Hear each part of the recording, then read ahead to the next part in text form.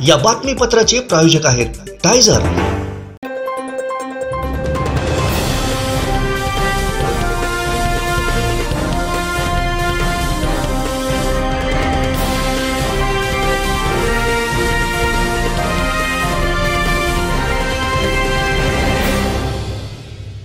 नमस्कार, आपण पाहताय कोकणचं नंबर 1 महा चॅनल कोकण 7 लाईव्ह बातमीपत्रात आपलं स्वागत। सुरुवात करूया हेडलाईन्सना। हेडलाईन्सचे प्रायोजक आहेत टायझर, गो रॉयल विथ ऑक्सफर्ड। ठाकरेंबाबत मंत्री केसरकरांचे गौप्यस्फोट। नौसेना दिनासाठी बांधण्यात आलेल्या हेलिपॅडमध्ये मोठा घोटाळा, कुपरकरांचे आरोप। आणि आंबोलीत परप्रांतीयांकडून अनधिकृत बांधकाम। हेडलाईन्सचे प्रायोजक होते टायझर, गो रॉयल विथ ऑक्सफर्ड। आता पाहूया सविस्तर बातम्या। आता डोळ्यांच्या सर्व आजारांवर अत्याधुनिक उपचार कणकवलीत, तेही अगदी माफक दरात। नॅप आय हॉस्पिटल मिरज संचलित विवेकानंद नेत्रालय आणि रेटिना सेंटर मध्ये आजपर्यंत 15,000च्या वर डोळ्यांची ऑपरेशन्स, विना टाका विना इंजेक्शन मोतीबिंदू शस्त्रक्रिया, डोळे तपासणी, चष्मा, तिरळेपणा आणि डोळ्यांच्या सर्व आजारांवर उपचार, डायबेटिक आणि उच्च रक्तदाब असलेल्या रुग्णांवरही डोळ्यांचे उपचार। आजच संपर्क करा विवेकानंद नेत्रालय आणि रेटिना सेंटर, प्रहार कार्यालयाच्या शेजारी, सनराइज टॉवर, श्रीधर नाईक चौक, मुंबई गोवा हायवेवर, कणकवली। शालेय शिक्षण आणि क्रीडा विभाग, महाराष्ट्र शासन, राज्य शैक्षणिक संशोधन आणि प्रशिक्षण परिषद, महाराष्ट्र पुणे राज्य विज्ञान शिक्षण संस्था नागपूर आणि यशवंतराव भोसले इंटरनॅशनल स्कूल सावंतवाडी यांच्या संयुक्त विद्यमाने 51वे राज्यस्तरीय बालवैज्ञानिक प्रदर्शनचं आयोजन करण्यात आलंय। 10 ते 14 फेब्रुवारी 2024 या कालावधीत जिमखाना मैदान सावंतवाडी इथं होणार आहे। याबाबतची माहिती शालेय शिक्षण मंत्री दीपक केसरकर यांनी दिली। राज्य विज्ञान प्रदर्शन हे दिनांक 10 रोजी सुरू होत आहे। विज्ञान प्रदर्शनाचं हे 50वे वर्ष आहे। महाराष्ट्राला राष्ट्रीय विज्ञान प्रदर्शन घेण्याचा बहुमान हा 50व्या वर्षी प्राप्त झाला। याच्यासाठी महाराष्ट्राचे राज्यपाल महोदय उपस्थित होते, मी स्वतः ह्या कार्यक्रमाला उपस्थित होतो। त्यानंतर आदरणीय अजितदादा पवार उपमुख्यमंत्री हे उपस्थित होते। त्याचप्रमाणे हायर अँड टेक्निकल एज्युकेशनचे मिनिस्टर आदरणीय चंद्रकांत दादा पाटील हे सुद्धा उपस्थित होते। त्याच्यानंतर जे आपलं राज्यस्तरीय विज्ञान प्रदर्शन घडतं आहे याचा मान हा सिंधुदुर्ग जिल्ह्याला प्राप्त झालेला आहे आणि त्यामुळे साधारण राज्यातून विद्यार्थी आणि शिक्षक म्हणून 681 वेगवेगळे प्रतिनिधी हे या निमित्ताने सावंतवाडी शहरामध्ये येतील। त्यानंतर परीक्षक येतील, विज्ञान पर्यवेक्षक येतील, त्यानंतर नागपूरला आमची जी विज्ञान संस्था आहे त्याचे पदाधिकारी येतील। असे एकंदर 800 पाहुणे हे आपल्या शहरामध्ये येणार आहेत। माझी शहरातील सर्व नागरिकांना विनंती आहे की त्यांनी चांगल्या तऱ्हेने या सर्व मुलांचं स्वागत करावं, कारण आपापल्या जिल्ह्यामध्ये स्पर्धा जिंकून ही मुलं सावंतवाडीमध्ये आणि सिंधुदुर्ग जिल्ह्यामध्ये येतात। त्यांच्या स्वागताची चांगली तयारी या ठिकाणी झालेली आहे। आपले नवीन मुख्य कार्यकारी अधिकारी नुकतेच रुजू झालेले आहेत, त्यांनीसुद्धा आढावा घेतलेला आहे। आपले शिक्षणाधिकारी आहेत, त्यांनी आढावा घेतलेला आहे आणि एकंदरीतच चांगलं असं भव्य असे स्टॉल्स त्या ठिकाणी उभारण्यात आलेले आहेत आणि जिल्ह्यामधल्या प्रत्येक शाळेमधल्या सायन्सचे जे विद्यार्थी आहेत त्यांना सर्वांना हे प्रदर्शन बघण्यासाठी आणण्याची व्यवस्था ही शिक्षण खात्याच्या वतीने करण्यात आलेली आहे। आमची बालभारती नावाची जी संस्था आहे त्या बालभारतीने याची स्पॉन्सरशिप केली आणि त्याला जवळजवळ 25 लाख रुपये आम्ही मंजूर केलेले आहेत। त्याच्यानंतर युजली आम्ही एका प्रदर्शनाला, राज्यस्तरीय प्रदर्शनाला 1,05 लाख रुपये देतो। त्याच्याऐवजी आम्ही 1,56 लाख रुपये विशेष भाग कोकणामध्ये होते आहे, मुलाला लांबून यायला लागतं, हे सगळे गृहीत धरून 1,56 लाख रुपये मंजूर केलेले आहेत। त्याच्यामुळे अतिशय भव्य असा कार्यक्रम हा जिमखाना ग्राउंड इथं होईल। जिमखाना ग्राउंडवर हा कार्यक्रम होत असताना खेळपट्टी आणि सराव याच्यासाठी वेगळी व्यवस्था केलेली आहे। तो भाग क्लोज केलेला आहे, त्याच्यामुळे मुलांची खेळण्याची कुठली अडचण होणार नाही। आणि त्याच्याबरोबर दुसरी बाब अशी आहे की लवकरच जिमखाना ग्राउंडच्या लेवलिंगचं काम सुरू होईल। त्याच्यामुळे as it is Gymkhana ground आपल्याला यावर्षी सगळं पूर्ण तयार करायला लागेल. त्याच्यासाठी लागणारी माती गेल्या वर्षी तलावामधून काढून जिमखाना ग्राउंडवर टाकलेली आहे.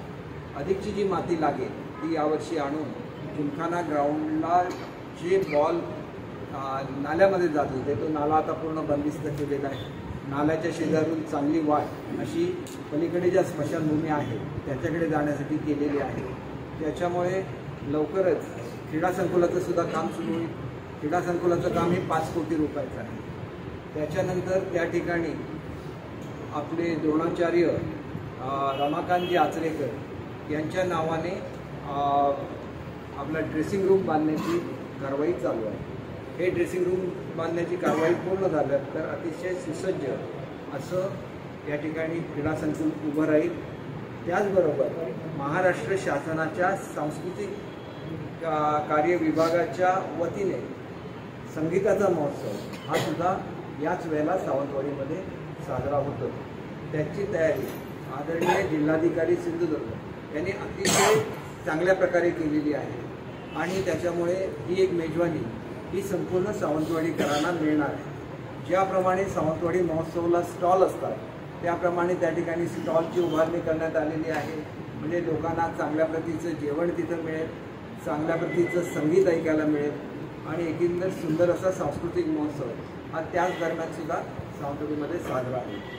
त्याच्यामुळे एकंदरीतच सावंतवाडीला ज्या दिवशी मुख्यमंत्री महोदय हे राज्याच्या विज्ञान प्रदर्शनाचं उद्घाटन करतील त्याच दिवशी आदरणीय मुख्यमंत्री महोदयांनी या शहरासाठी दिलेल्या 55 कोटी रुपयाच्या पाणी पुरवठा योजनेचं उद्घाटनसुद्धा मुख्यमंत्री हे VC द्वारा करतील. त्याच्यानंतर सावंतवाडीच्या जवळ असलेल्या माझगावमध्ये जो नवीन तलाव मी मंजूर केलेला आहे त्याचंसुद्धा ते जवळजवळ 40 कोटी रुपयाचं काम आहे. 35 ते 40 कोटी असं जवळजवळ 90 कोटी रुपयाच्या कामाची भूमिपूजन हे मुख्यमंत्री महोदय करतील. त्यावेळेला आपल्या जिल्ह्याचे पालकमंत्री हे VCद्वारे त्याला उपस्थित असतील. मी स्वतः पर्सनली ह्या कार्यक्रमाला उपस्थित असेल. जिल्ह्यातले सगळे प्रमुख अधिकारी या कार्यक्रमाला उपस्थित असतील. त्याचबरोबर या पाणी पुरवठा योजनेमधून आम्ही ज्यांना ज्यांना पाण्याचा सप्लाय करतो ते माझगावचे सरपंच, त्यांचे सगळे ग्रामपंचायत सदस्य, कोळगावचे सरपंच, त्यांचे सगळे ग्रामपंचायत सदस्य, चराठ्याच्या सरपंच, त्यांचे सर्व ग्रामपंचायत सदस्य, हे सर्व लोकांना सावंतवाडी नगरपालिकेच्या CEOना सूचना दिलेल्या आहेत की आदरपूर्वक सर्वांना निमंत्रित करा. सावंतवाडीच्या पाणी पुरवठ्यासाठी 55 कोटी हा खर्च हा विशेषतः इथं जुन्या झालेल्या लाईन्स बदलणं आणि कुंकेरीवरून नवीन लाईन टाकणं, कोलगावची जी टाकी आहे तिथपर्यंत आणि त्याच्या पुढे सुद्धा हा जरी याच्यामध्ये इन्क्लूड असला तरी 2 महत्त्वाचे मोठी धरणं ही सावंतवाडीसाठी मंजूर केलेली आहे. त्यातलं एक माझगावला होईल. माझगावच्या धरणामधून माझगाव गावाला जो सावंतवाडीमधून पुरवठा होतो त्याच्याऐवजी थेट पुरवठा ह्या त्या धरणामधून व्हायला सुरुवात होईल. त्याच्यामध्ये मुळे माझगावला 24/7 पाणी उपलब्ध होईल. आपलं दुसरं पाणी हे केसरीवरून येतं. उडेली गावामध्ये एक मोठं धरण मंजूर करण्याच्या टप्प्यावर आहे आणि मी त्याचा प्रस्ताव सगळा पूर्ण केलेला आहे. उडेलीहून पाईपलाईनद्वारे पाणी केसरीपर्यंत येईल आणि केसरीमधून थेट पाणी ही 16 लाख लिटरची जी आमची पाण्याची टाकी आहे त्याच्यामध्ये येईल आणि त्याच्यामुळे सावंतवाडीचा उर्वरित भाग आणि चराठा दोघांना पुढच्या काळामध्ये कुठलाही पाण्याचा तुटवडा भासणार नाही. कारण आपण किती जरी लाईट आमचे दिवसभरातले सर्व अपडेट्स, ताज्या घडामोडी आणि थेट लाईव्ह पाहण्यासाठी सबस्क्राईब करा, लाईक करा कोकणचं नंबर 1 महा चॅनल कोकण 7 लाईनचं YouTube चॅनल. आ आ आई येस ब ब बदक क क कणीदार ख ख खमंग ग ग गोकुळतू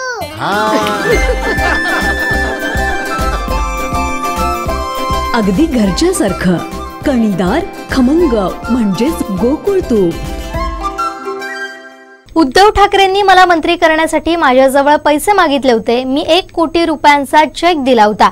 जास्त पैसे देऊ शकलो नाही म्हणून दुसऱ्या वेळी मंत्री होऊ शकलो नसल्याचा गौप्यस्फोट मंत्री केसरकरांनी केलाय. पाहुयात नेमकं काय म्हणालेत केसरकर.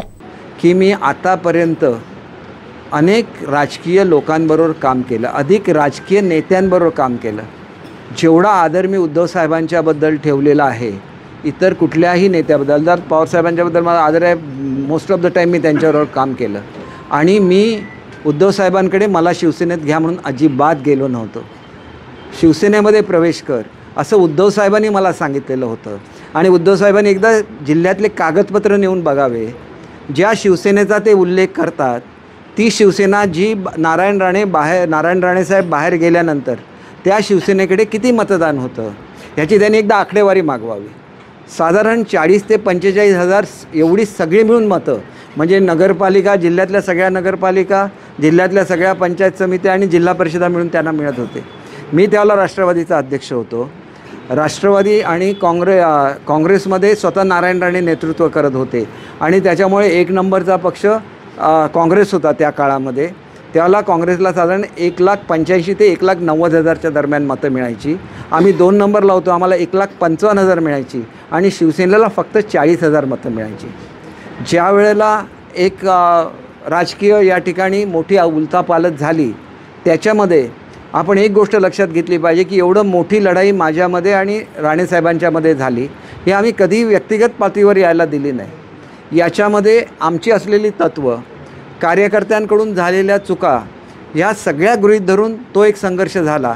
परंतु तो संघर्ष होण्यापूर्वी स्वतः उद्धव ठाकरे इथं आलेले होते, स्वतः बाळासाहेब ठाकरे इथं आलेले होते, त्यांची अख्खी सेना इथं उतरलेली होती. एकाच्या गाड्यामध्ये पेट्रोलसुद्धा मिळत नव्हतं. एवढा दरारा आणि एवढा होल्ड या जिल्ह्यावर राणेसाहेबांचा होता. ह्याच्यापैकी एकालाही हॉटेलमध्ये जागा मिळत असेल तर त्यांनी सांगावं की आम्ही या हॉटेलमध्ये राहिलो म्हणून. अशी ज्यावेळेला लढाई होती अशा लढाईच्या प्रसंगामध्ये तत्त्वासाठी आमच्यामध्ये मतभेद झाले असतील, पण ते व्यक्तिगत पातळीवरचे नसल्यामुळे मी आजपर्यंत राणेसाहेबांच्या व्यक्तिशः एकही वाईट शब्द बोललेला नाही. तुम्ही या स्टेजवर येता, ज्यावेळेला तुम्ही येत होता त्यावेळेला तुम्हाला गाडीत कोण पेट्रोल भरत नव्हतं, राहायला कोण जागा देत नव्हतं. त्या परिस्थितीत तुम्हाला आठवत नाही, आज तुम्ही त्यांचा उल्लेख वाटेल तसा करता स्टेजवरून. ही कोकणाची संस्कृती नाही. राणेसाहेबांच्या आणि माझ्यामध्ये वाद झाले तरी ते व्यक्तिगत स्तरावर कधी गेले नाहीत, म्हणून आम्ही एकत्र येऊ शकलो. परंतु त्यावेळेला जे शिवसेनेचे आलेली लोकं होती त्यांना विचारा की ग्रामीण भागातली लोकं काय म्हणायची, की ते कोकणीमध्ये बोलायची, तुम्ही आमच्या गावात येऊन चला पण आमच्याकडे मता मागू नका, तो आमचो देव असा. म्हणजे आमच्याकडे अरेतुरेनेच बोलतात कोकणी लोकं. म्हणजे अशा रिस्पेक्ट ज्या राणेसाहेबांच्याबद्दल होता, ज्यांचं तुम्ही काही वाकडं करू शकला नाही. तुमच्या उमेदवाराची डिपॉझिटं त्यांनी जप्त केली. मागच्या इलेक्शनमध्ये त्यांनी वैभव नाईकना पराभूत केलेलं होतं. अशा वेळेला तुमचे खासदार, तुमचे आमदार निवडून आणण्यामध्ये खारीचा का होईना की त्याच्यापेक्षा मोठा वाटा हा माझा स्वतः होता. मी एवढं मोठं ज्यावेळेला पाऊल उचललं त्यावेळेला मी माझ्या आमदारकीचा राजीनामा दिला. एवढा मोठा संघर्ष केला. बाळासाहेब असते तर आयुष्यामध्ये विसरले नसते. तुम्ही सगळं विसरला. एवढंच नाही, आणि मला काय सांगता सावंतवाडीच्या लोकांनी येऊन मी मंत्री केलं म्हणून. मला त्यावेळेला आदरणीय पंतप्रधानांनी बोलवलेलं होतं. भारताचे संरक्षण मंत्री स्वतः मला घेऊन गेलेले होते. मी त्याच वेळेला कॅबिनेट मंत्री झालो असतो, कोकणचा इन्चार्ज झालेलो होतं. माझं राजकीय आयुष्य तुम्ही केवढं मोठं नुकसान केलं. आणि बोलवून काय सांगितलं की ही लोकं सिनियर आहेत, त्या माझ्या वडिलांबरोबर काम केलं आहे, त्याच्यामुळे मी तुम्हाला कॅबिनेट मंत्री करू शकलो नाही. हे तुमचंच वाक्य होतं ना. मग लोकांच्या समोर येऊन काय बोलताय. ज्याला महाराष्ट्रामध्ये सर्वे झाला त्यावेळेला कॅबिनेट मंत्र्यांमध्ये 1 क्रमांकाला देवेंद्र फडणवीस साहेब होते आणि राज्यमंत्र्यांमध्ये 1 क्रमांकाला मी होतो. तरी पण तुम्ही माझं मंत्रिपद काढून घेतलं. मी काहीही बोललो नाही, कारण तुम्ही मागता तेवढे द्यायला पैसे माझ्याकडे नव्हते. मी कोणाकडून भ्रष्टाचार करत नाही, त्याच्यामुळे माझ्याकडे पैसे नसतात. मी तुम्हाला 1 कोटी रुपये चेकने दिलेले होते आणि त्याच्या बाहेर मी पत्र दिलेलं होतं, मी तुम्हाला जी माझ्याकडे रक्कम मागितली ही मी तुम्हाला चेकने देतो म्हणून. आम्हीसुद्धा आमच्या जमिनी कावडी मोलाने विकू शकत नाही राजकारणासाठी. त्यावेळेला मी त्यांना सांगितलेलं होतं की जमिनीच्या किमती पडल्या आहेत, आम्ही आमच्या वाडवडिलांच्या जमिनी विकून राजकारण करतो. तुम्ही मला काही वेळ द्या, मी ते पैसे भरतो म्हणून. पैसे भरायचं लेखीपत्र मी दिलेलं आहे आणि पक्षाला पैसे लागतात इथपर्यंत मी समजू शकतो. परंतु जिंकल्यानंतरसुद्धा ज्यावेळेला त्यांच्याकडे विचार करायला काही लोकं गेलेली होती त्याला आदित्य ठाकरेंनी काय सांगितलं की त्यांनी दिलेली कमिटमेंट पूर्ण केलेली नाही. याचा अर्थ काय, इलेक्शनसाठी पैसे नाही, एवढे कोटी रुपये भरले तरच तुम्ही मंत्री. तरी पण मी त्याचा राग मानला नाही. आमचे दिवसभरातले सर्व अपडेट्स, ताज्या घडामोडी आणि थेट लाईव्ह पाहण्यासाठी सबस्क्राईब करा, लाईक करा कोकणचं नंबर 1 महा चॅनल कोकण 7 लाईव्हचं YouTube चॅनल.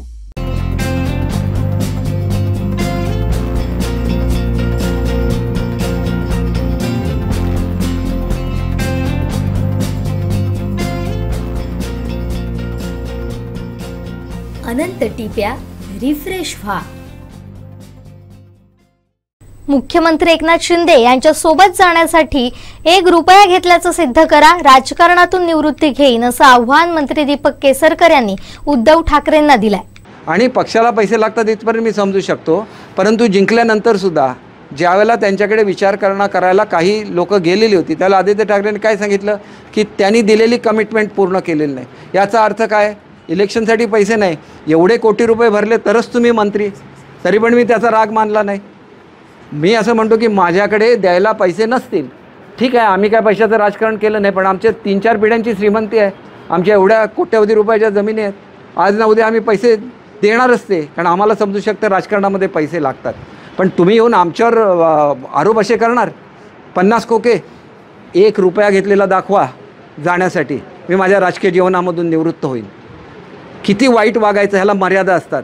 मला शिवसेनेमध्ये जात होतो, मला अनेक लोकांनी सांगितलं इथे यूज अँड थ्रो आहे, तुझा वापर करणार तुला टाकून देणार, आणि त्यांचे शब्द आज खरे होत आहेत, ह्याचं मला वाईट वाटतं.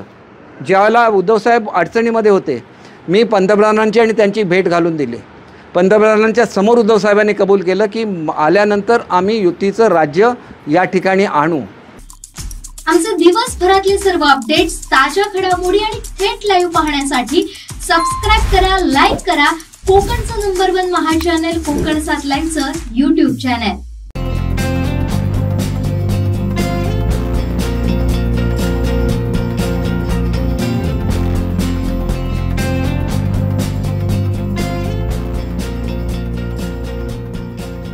अनंत टिप्या रिफ्रेश व्हा. आंबोलीत परप्रांतीयांकडून मोठ्या प्रमाणात हॉटेल इमारतींची अनधिकृत बांधकामं सुरू आहेत.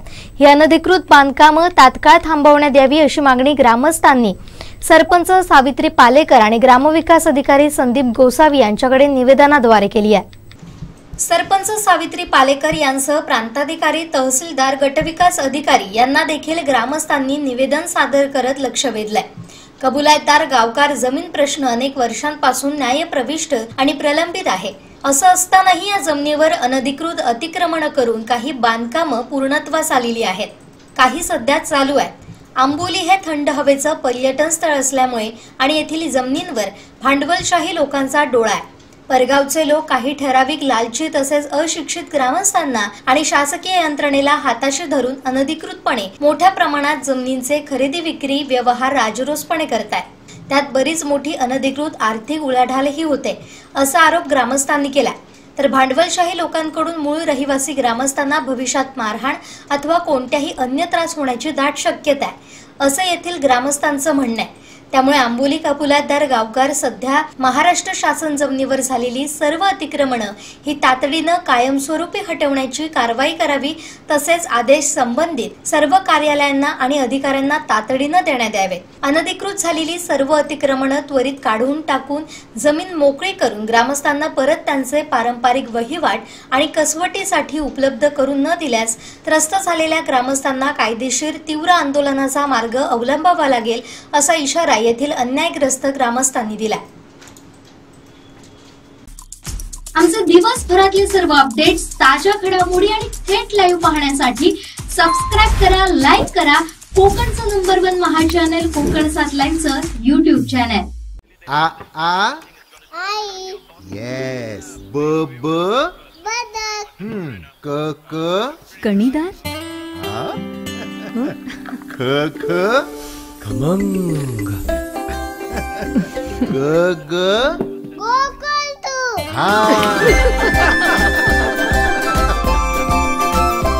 अगदी घरच्यासारखं कणीदार खमंग म्हणजेच गोकुळ तूप. नौसेना दिनानिमित्त बांधण्यात आलेल्या हेलिपॅडमध्ये मोठा घोटाळा झाला. या विरोधात आंदोलन करणार असा इशारा माजी आमदार परशुराम उपरकर यांनी दिला. कार्यक्रम झाल्यानंतर मालवण तालुक्यातले झालेले हेलिपॅड आणि मालवण तालुक्यातल्या शिवाजी महाराजांच्या बाजूने केलेलं सुशोभीकरण यामध्ये मोठा घोटाळा झालेला आहे. या घोटाळ्याबाबत कागदपत्र मागत असताना कार्यकारी अभियंता आणि त्या कार्यालयातले अधिकारी कागदपत्र लपवण्याचं काम करत आहेत. त्यामुळेच आज आम्ही स्वतः आमचे अभियंता अमित कुलकर आणि विनोद तावडे, विल्सन किरकर हे सर्व जाऊन तिथे मोजमाप घेतली. असलेल्या अंदाजपत्रकामध्ये आणि त्याच्यामध्ये जी तफावत दिसली ती भयानक तफावत दिसली. 2 फूट उंचीचा हॅलिपॅड त्या ठिकाणी 6 इंच पण नाही, काही ठिकाणी काहीच लेवल केलेलं आहे. रस्ते पण तशाच प्रकारचे 1 फूट उंची दाखवले आहेत, पण 6 इंचाचे पण उंची दाखवले आहेत. रस्ते आत्ताच घुशीने पोखरले, तेही फोटो तुम्हाला देतो की घुशीने रस्ते पोखरून आतला असलेली जी माती घुशीने काढलेली आम्ही बघितली. म्हणजे हे काम टेम्पररी तात्पुरतं काढून त्याच्यावर 2.25 कोटी रुपये खर्च केलेले आहेत. अशा पद्धतीने सर्वसामान्य जनतेचा, सर्वसामान्य नागरिकांचा कर रूपाने दिलेल्या पैशाची जर एक कार्यकारी अभियंता उधळण करत असेल, उधळपट्टी करून स्वतःची तुंबडी भरत असेल, तर त्या विरोधात आम्ही आंदोलन करण्याचं ठरवलेलं आहे. विनोद तावडेंच्या सही, आपल्या विनोद साळवेंच्या सहीने अधीक्षक अभियंत्यांना पत्र पाठवून त्या आंदोलनाला 15 तारखेला होणाऱ्या आंदोलनाला अधीक्षक अभियंता जोपर्यंत येत नाही, आमचं गाऱ्हाणं जोपर्यंत ऐकत नाही आणि आम्ही दिलेले सर्व प्रश्न जोपर्यंत वरिष्ठांपर्यंत पोहोचवत नाही तोपर्यंत ते आंदोलन उठणार नाही, अशा प्रकारचं आम्ही आंदोलनाची नोटीस दिलेली आहे. आजही मी कार्यकारी अभियंत्याच्या कार्यालयात गेल्यानंतर कार्यकारी अभियंता 2 तारीख 3 फेब्रुवारी आणि काल आणि आज हे सर्व दिवस मुंबईला आहे. म्हणजे जिल्ह्याचे पालकमंत्री, राज्याचे बांधकाम मंत्री त्यांचे जिल्ह्यात आणि सिंधू जिल्ह्यातल्या कणकवलीचा कार्यकारी अभियंता मुंबईत, हे गणित काय कळलेलं नाही आहे.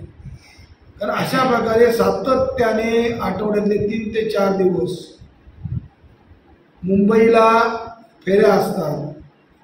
या कशासाठी असतात, कोणत्या कारणासाठी असतात ते माहीत नाही, पण या कार्यकारी अभियंत्यांनी अशा प्रकारचा जो मनमानी कारभार चालू केलेला आहे, जनतेला ओरडीची उत्तर देण्याचं काम चालू आहे, की जनतेला न भेटण्याचं काम चालू आहे. आपल्या केबिनच्या बाहेर कोणी कधी येऊन भेटू शकतो अशा प्रकारची पाटी लावली आहे, पण त्या कार्यालयात ते स्वतः नसतात. आता म्हणजे अशा पद्धतीने मी आज पत्र देऊन आलो आहे. त्यांच्या कार्यालयात उपस्थित नसल्याबाबत मी पत्र दिलेलं आहे. पण एखाद्या कार्यकारी अभियंत्याला इतका वेळ मुंबईला का जावं लागतं त्याची पण माहिती मी माहिती अधिकाऱ्यात मागितलेली आहे. त्यांची डायरी पण मागितलेली आहे, फिरतीची डायरी. आणि यामुळेच या कार्यकारी अभियंत्याच्या एक त्याला इथून बदला किंवा त्यांनी केलेल्या कामांची पूर्ण चौकशी करा. हेही हॅलिपॅडची आणि असलेल्या कामांची आम्ही टकवेल जी कंपनी आहे, ही कंपनी अनेक वेळा राज्य शासन पण नियुक्त करते. अशी खाजगी कंपनीमार्फत याची अंदाजपत्रकं तपासावी, जागेवर जाऊन मेजरमेंट घ्यावे. काही कामाची अंदाजपत्रक केलेलीच नाही आहे. आज आम्ही चौकशी केल्यानंतर माहिती घेतली असता बोर्डिंग ग्राउंडचे हॅलिपॅड बांधले आणि उचलून पण नेले, पण त्याचं अजून अंदाजपत्रक झालेलं नसल्याची माहिती आम्हाला त्यांच्या डिपार्टमेंटकडून मिळाली. व अंदाजपत्रकही जास्त असतात. कालच मी कणकवलीच्या वृत्तपत्रावर प्रेसला सांगितलं आहे की निविदा करताना पनवेलमध्ये ठेकेदार आणले आहेत. अंगणेवाडीच्या जत्रा परत येईल, त्या अंगणेवाडीच्या जत्रेतली पण अशाच प्रकारची विदाउट टेंडर कामं झालेली आहेत. अनेक टेंडर विदाउट टेंडर कामं करताना ते कार्यकारी आढळत आहे. आणि त्या विरोधात माजी आमदार म्हणून सर्वसामान्य नागरिकांना घेऊन विनोद सांडव, अमित इंद्रापूरकर, विल्सन किरकर, आशिष सुभेदार, जे जे तक्रारदार आहेत त्या तक्रारदारांनी येऊन त्यांच्यासोबत उपस्थित आम्ही उपोषणाला 15 तारखेला उपोषण करणार आहोत, 15 तारखेला आंदोलन करणार आहोत. आमचे दिवसभरातले सर्व अपडेट्स, ताज्या घडामोडी आणि थेट लाईव्ह पाहण्यासाठी सबस्क्राईब करा, लाईक करा कोकणचं नंबर 1 महा चॅनल कोकण 7 लाईनचं YouTube चॅनल. सुखायू आयुर्वेद आणि पंचकर्म क्लिनिक रत्नागिरी सर्व प्रकारचे पंचकर्म म्हणजेच बस्ती, वमन, विरेचन, जलौका, वचरण, नस्य, शिरोधारा, उत्तरबत्ती, कटिबस्ती आणि सर्वात महत्त्वाचं म्हणजे तैलधारा, विद्याकर्म, अग्निकर्म या सर्व सुविधा एकाच छताखाली दिल्या जातात. आमची वैशिष्ट्ये: पंचकर्म करण्यासाठी ऍडमिट करण्याची सोय, ऑटोमॅटिक शिरोधारा मशीनद्वारे शिरोधारा, लहान मुलांसाठी सुवर्णप्राशन, स्त्री व पुरुषांसाठी स्वतंत्र पंचकर्म थेरपिस्टची सुविधा, केरळचे वैशिष्ट्य असलेली तैलधारा येथे केली जाते. मणक्यांच्या आजारांवरती विना ऑपरेशन, विना टाके व चिरफाड न करता विशेष आयुर्वेदिक पद्धतीने खात्रीशीर उपचार. म्हणूनच कोणतेही ऑपरेशन करण्यापूर्वी, कोणताही जॉईंट रिप्लेस करण्यापूर्वी पुन्हा पुन्हा विचार करा आणि सुखायू आयुर्वेद आणि पंचकर्म सेंटरला नक्की भेट द्या, कारण शेवटी कृत्रिम ते कृत्रिम असतं. स्थळ: doctor Pradeep Khate, BAMS MD Panchakarma specialist. Doctor Prajakt Ghate, BHMS ICR Pune, Sukhayu Ayurveda आणि Panchakarma clinic, Yashodeep complex, flat number 109, Samsung शोरूमच्या वर, शिवाजीनगर, रत्नागिरी. Mobile number 8275 39 24 30. भाजपच्या वतीनं भास्कर जाधव यांच्या विरोधात देवगड कॉलेज रोडकडे घोषणाबाजी करून निदर्शनं करण्यात आली. भास्कर जाधव यांचा प्रतिकात्मक पुतळा जाळण्यात आला. यावेळी भाजपाचे ज्येष्ठ नेते बाळा खडपे, प्रकाश राणे, जिल्हा सरचिटणीस संदीप साटम, तालुकाध्यक्ष संतोष किंजवडेकर, नगरसेवक शरद ठुकरूल, माजी नगराध्यक्ष योगेश चांदोसकर, युवा शहराध्यक्ष दयानंद रामाणे, माजी नगराध्यक्ष प्रियंका साळसकर, महिला तालुकाध्यक्ष उषाकला केळुसकर, तन्वी शिंदे, मकरंद जोशी, अजित राणे, संदीप नाईक धुरे, संजय लाड, उत्तम बिर्जे आदी भाजपा पदाधिकारी उपस्थित होते.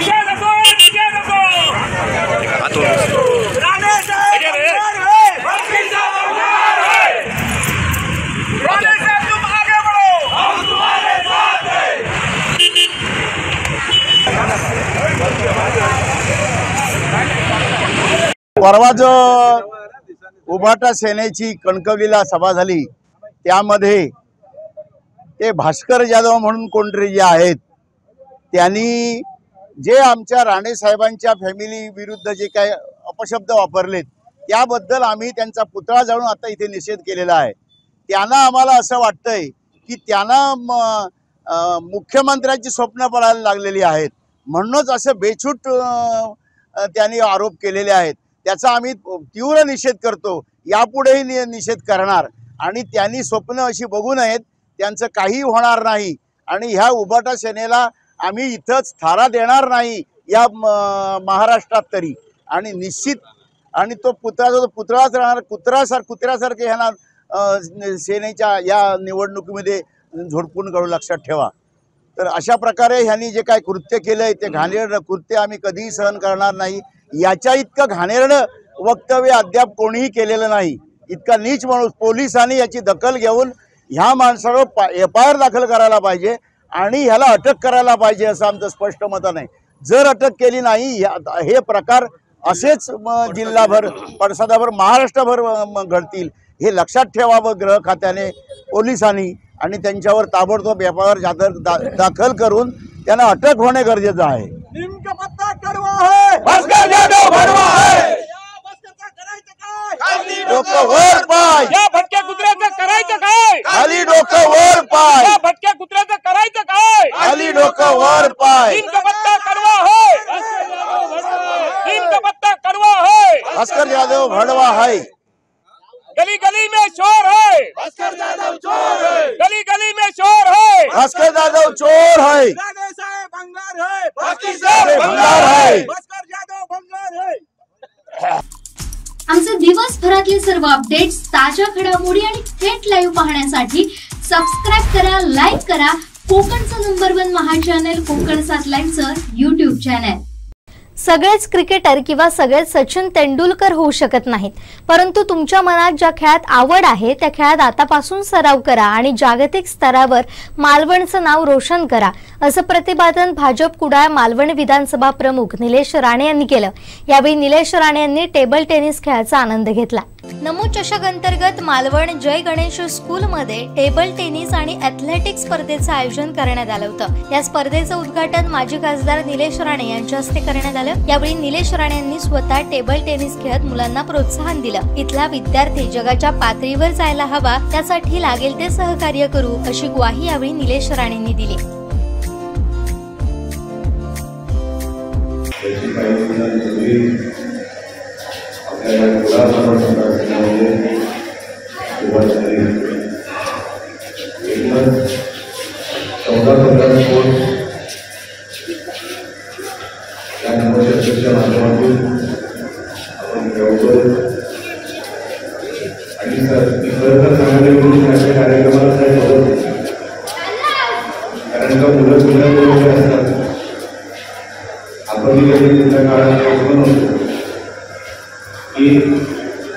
कॉम्पिटिशन असते आपल्या मनामध्ये भांडून असते, त्याच्यामध्ये आपल्यासारखा उद्देश यावा की ह्या वयात कोणाला काय करायचं. दोघांवर जर आपल्याला बरोबर आपण जसे आजपर्यंत नॅशनल तयार केलं त्या सांगितलं साहेब, आमच्यासारख्यांचं जर पुढे याच्यामध्ये योगदान लागलं तर ठिकाणी आपण कधी सांगावं.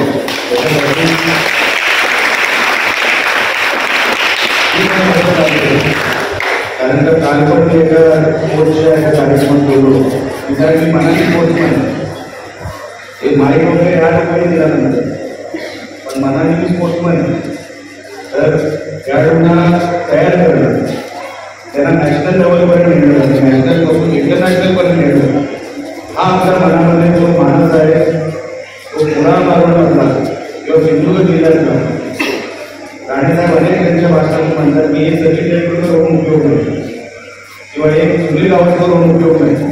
प्रत्येक क्षेत्रामध्ये आपला खेळाडू तयार झाला पाहिजे, तो नॅशनल लेवलवर जावं, इंटरनॅशनल लेवलवर जावं. मला तुम्हाला सगळ्यांना शुभेच्छा.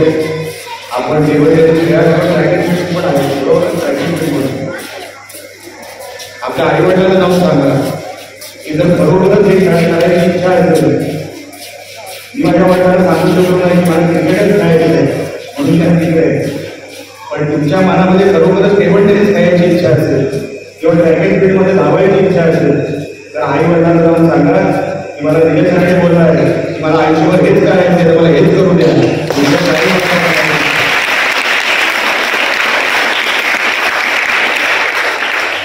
कारण सगळेच क्रिकेटर होऊ शकत नाही, सगळे सचिन तेंडुलकर होऊ शकत नाही. तुमच्यामध्ये टॅलेंट असेल, स्किल असेल, बरोबरच तुम्हाला कुठल्याही क्षेत्रामध्ये असेल तर तुम्हाला यश मिळणार. हे भाषण ऐकायचं वय नाही मला माहिती, पण ह्या वयामध्ये जर वळत लागली तर तर जे इंटरनॅशनल टॉप लेवलवर जे खेळाडू जातात ना ते ह्याच वयातून तयार होत असतात. तो मेसी नावाचा जो फुटबॉलर आहे तो 16व्या वर्षी इंटरनॅशनल प्लेअर झाला होता. 16व्या वर्षी सचिन तेंडुलकर 16व्या वर्षी इंटरनॅशनल प्लेअर झाला होता. टेबल टेनिसमध्ये रॅकेटमध्ये असतो. आपल्या देशामध्ये 134 करोड लोक राहतात. सर्वात तरुण देश म्हणजे आपण. त्याच्यामध्ये तुम्ही इंटरनॅशनल दर्जासाठी तयार व्हा. माझ्याकडून काही गरज लागली नमोचषक आहे त्याच्या पलीकडे जाऊन सांगतो. कारण का मनाने आम्ही स्पोर्ट्समन आहोत. असे खेळाडू जर तयार झाले आणि आपली ओळख आपल्या जिल्ह्याची ओळख ही स्पोर्ट्समुळे झाली तर त्याच्यापेक्षा आनंद माझ्यासारख्या कार्यकर्त्याला नसेल. असे स्पोर्ट्समन तुम्ही तयार व्हा. असे तयार व्हा की जगाच्या स्पर्धेसाठी तुम्हाला तयार व्हायचे लक्षात ठेवा. फक्त मानव उडवण्यासाठी नाही, जिल्ह्यासाठी नाही. आपल्याला जगाच्या स्पर्धेसाठी तयार व्हायचं. तशी हिंमत आणि तसा रुबाब तुमच्यामध्ये पाहिजे. तुम्ही कोणापेक्षा कमी नाही हे जेव्हा मनामध्ये ठेवाल तेव्हा कोणाची स्पर्धा करू शकाल. तो इकडचा असू दे किंवा थायलंडचा असू दे किंवा नेदरलँडचा असू दे. मी ह्याला हरवू शकतो ही भावना मनामध्ये पाहिजे. तुम्ही प्रत्येक स्पोर्ट जिंकाल, आयुष्यामध्ये जिंकाल एवढंच सांगताना सांगतो. जय हिंद जय महाराष्ट्र. आमचे दिवसभरातले सर्व अपडेट्स, ताज्या घडामोडी आणि थेट लाईव्ह पाहण्यासाठी सबस्क्राईब करा, लाईक करा कोकणचं नंबर 1 महा चॅनल कोकण 7 लाईनचं YouTube चॅनल. शेवटी ठळक घडामोडी पुन्हा एकदा. हेडलाईन्सचे प्रायोजक आहेत टायझर, गो रॉयल विथ ऑक्सफर्ड. ठाकरेंबाबत मंत्री केसरकरांचे गौप्यस्फोट. नौसेना दिनासाठी बांधण्यात आलेल्या हेलिपॅडमध्ये मोठा घोटाळा, कुपरकरांचे आरोप. आणि आंबोलीत परप्रांतीयांकडून अनधिकृत बांधकाम. हेडलाईन्सचे प्रायोजक होते टायझर, गो रॉयल विथ ऑक्सफर्ड. बातमीपत्रात वेळ झाली इथेच थांबण्याची. पाहत रहा कोकणचं नंबर 1 महा चॅनल कोकण 7 लाईव्ह. धन्यवाद.